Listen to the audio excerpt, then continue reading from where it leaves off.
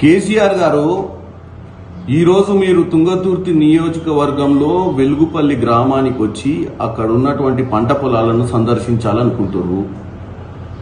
ఈ ఒక్క నాటకాలు బంద్ చేయరి.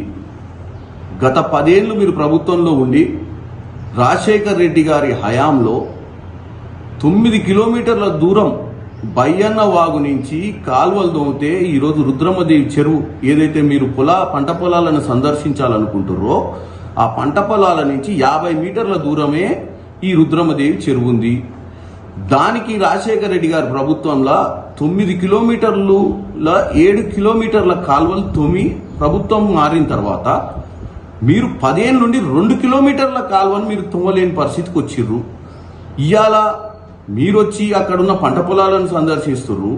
గతంలో మీరు ఒక్కసారి మీరు మాట్లాడినటువంటి వీడియోలు చూసుకోండి, లేదా నేను ఇప్పుడు దీంట్లోనే చూపిస్తా. మీరు మీ అల్లుడు గారు ప్రచారాలకు వచ్చినప్పుడు 2014 నుంచి 2023 మధ్యన అప్పుడున్నటువంటి ఇప్పుడు బీజేపీ ఎంపీ అభ్యర్థి కూడా మీ ఏమంటున్నాడు బూర నరసేగౌడ్ గారు.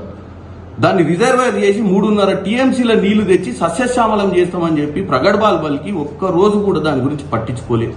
మీ పరిపాలన ఫామ్ హౌస్ కి అంకితమైంది. ప్రజలకు నిజంగానే చిత్తశుద్ధితోటి పరిపాలన అందించాలని, రైతుల సుఖ సంతోషాలుగా ఉండాలని ఆలోచన మీకు లేదు.